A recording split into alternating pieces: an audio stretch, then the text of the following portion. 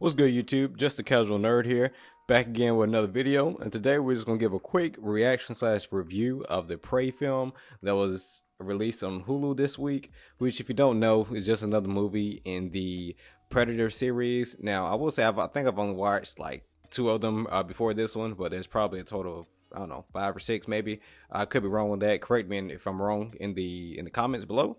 But I did watch this film on Hulu earlier today because it did not release in theaters. And honestly, after watching it, I think Hulu is just where it probably belonged. And I'm not saying that the film per se was just outright bad. It was just woefully underwhelming in my opinion. After I got done with it, it's only an hour and a half, so it's a very quick watch. But after I got done with it, I was just left with the feeling of, well, that was a movie. That was something that happened.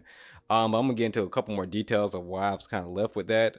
So I do not share the opinion of a lot of people on social media who says that they would have seen it in theaters. Because honestly, if I paid to leave my house and see it in theaters, I would probably be a little more harsher in my review. But because the only thing I lost was a little bit of time, my review is probably a little bit more milder than maybe it should be. Now, before I get deep into that, I'll start with something that I did like about the film. I did like that they took the Predator in like a different era, like back in time with, the Native Americans. I thought that was actually a pretty nice touch. I think it probably would have been made the film a little better if they had them speaking their native language the whole time and just made it a movie where you had to read subtitles. Honestly, that probably would have been a little better because they're going back and forth from, I can't remember the name of the language. I think it was Comanche or something along those lines, but them going from that language to majority of the time them speaking English, I don't know what it is, but it kind of felt out of place a little bit, or it kind of felt almost unnatural. If they had been speaking in their natural language the whole time, I think that would have added another little bit of a layer to the film, would have kind of maybe a little bit more engaged. Now, they do have a dub version in the original language for this film on Hulu, but of course that's a dub and it's not a sub. And for those of you who don't know, the difference is when something is sub, that means, say for example, they could be speaking the Comanche language and then you'll see the English titles, but it was originally filmed in the Comanche language, so their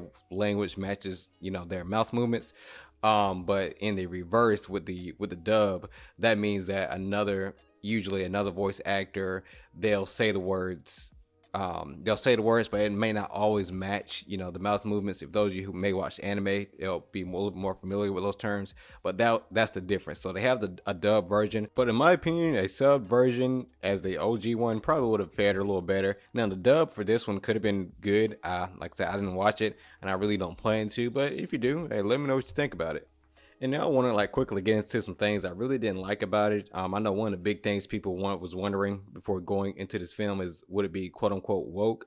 Yeah, I would say it definitely has some of those major elements in it, but with a couple tweaks and changes, it probably would have been a lot better. Obviously, you do have a female-led character in the film, and you can tell by it. I already know by the trailer, her whole thing was that she wanted to be a hunter. Now, in the film, before I watched the film, I just assumed that she would be that's the one thing that she would be trying to do, and she would be like good at it, and she just wasn't accepted as a hunter. But instead, she was actually good at a lot of other things. She just wanted to show them that she could also hunt, which that's one of the major flaws already.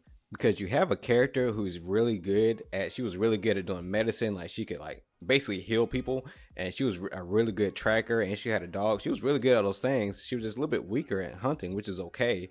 But a lot of times in today's films, when they have a female-led character, they want them to be good at every single thing, which one big change they could have done with this film to make it better, the main two characters, they could have made two main characters instead of her being the main character, which would be her brother. Her brother was literally a really good hunter, like one of the top hunters in the village. He was literally named what's called the war chief. So if you would have had them two literally pairing together at the end of the day, now we know I guess the grunts, everyone else was gonna get killed anyway. They're basically the fodder.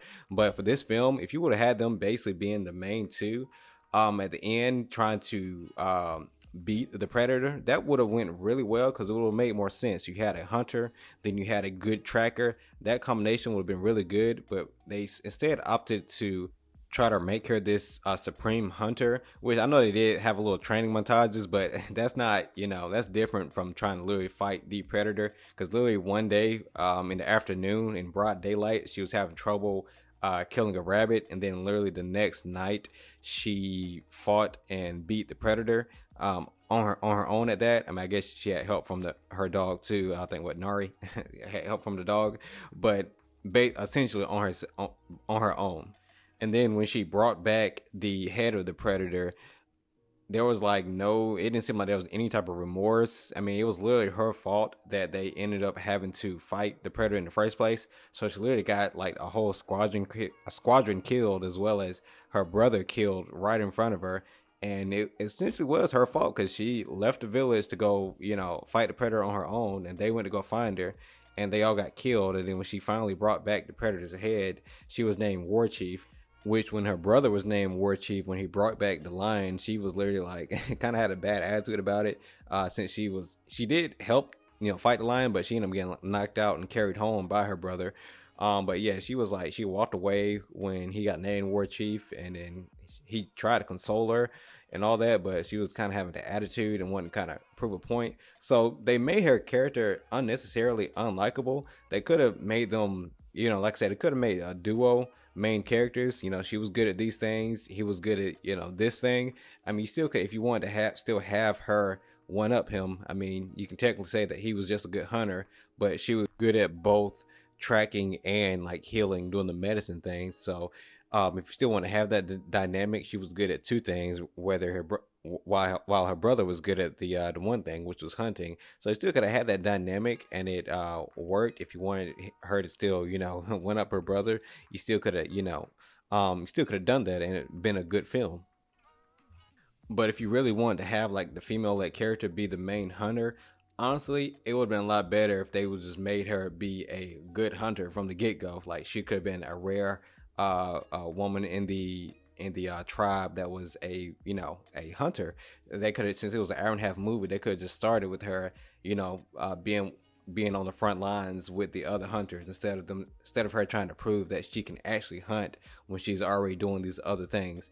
Especially again, if you're telling a story that's supposed to take place over an hour and a half, it's kind of hard to really believe that she was struggling with killing a deer or killing a rabbit, and then being able to kill literally the predator. And even then, if you made her a hunter, like a good hunter from the get go, you could still have like the other dudes in the tribe, not really accepting her, and then you can have a scene where, I don't know, she saves them from a bear or something with a bow and arrow. So you can still have the scenario where she's getting rejected by the tribe due to the fact that she's a woman hunter, but then you could have her still earn the respect of not only the tribe, but also the viewer, because she's holding her own, she's helping out her fellow hunters. But in this one, she more so, I feel like, should lose the respect of our tribe members and the viewers, because she goes out there and gets literally all her people killed, but instead she comes back and is celebrated. And to me, that's kind of problematic, because she was more so the catalyst for them having to fight the predator in the first place and getting killed. Now, no, yeah, maybe the predator probably would have found them in the first place. If she didn't do all that, there's a chance that the predator would have found her tribe and tried to fight him in the first place. But with the story and movie that they did give us, she was the catalyst, so I kind of have to present it as that way. But her being celebrated after causing literally all those people to get killed, including her brother, solely due to her pride, I don't think that was a good kind of character arc for her, for a character, for us to get behind and root behind this character. Because I mean, I wanted to have in these movies, you want to have a character you can root for. You want to see how they survive. But in this one, it was basically her pride that got in the way, that caused the harm to everyone. Now, pride is okay as a if you do a character flaw that someone is trying to overcome, then it's okay. But it didn't seem like in this story they didn't want her character to tackle this issue. She is not a flaw that they saw as it was a flaw that they did not see or treat as a flaw, and she of course received no type of actual consequences to herself for doing so. And again, yes, I do know that she lost her brother, but it didn't really seem like there was any remorse. And then when she got back again, she was celebrated. And honestly, I would have the same feelings, same reactions about this character, even if it was a male character or a younger male character who was acting and doing these same things or acting out of pride. Because this is more so of a character flaw as how this character in itself was written. That just to me took away from the, I don't know, just took away from the film in general.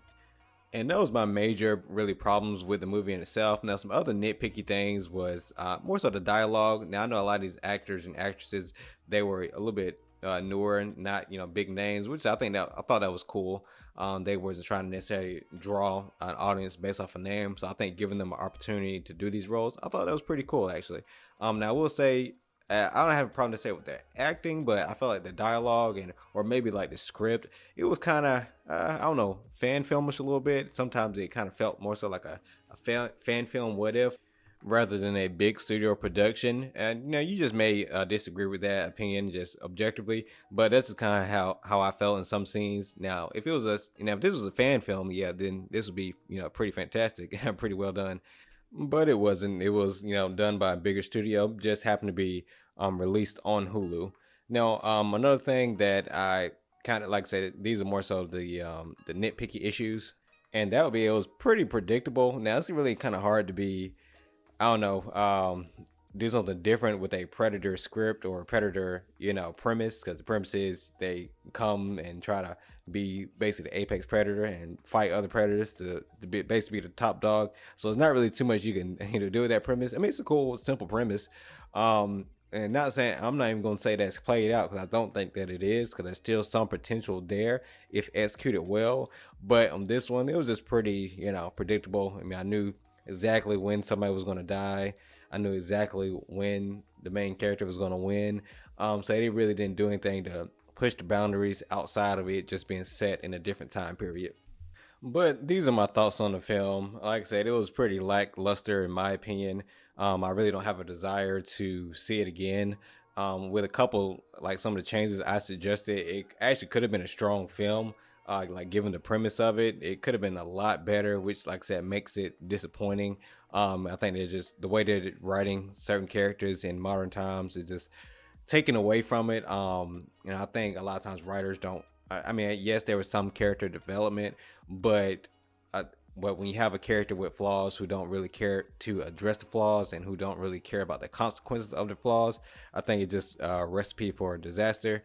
But I still hope that they eventually, course correct. I actually want to see a different timepiece where the Predator's in a, a different setting. Now that I've seen this one, if they do it though, I'd rather see it executed well. And if it's on Hulu, I'll give it a watch. Now, if I had to go pay to see it, I might be a little bit more hesitant. But if you saw the film, let me know what you think about it. Do you agree with my opinions on it? Do you disagree? I'd like to hear from both of you, and then we can chat it up and have a little discussion about it. But what are you listening to me for anyway? I'm a casual. Cue the outro.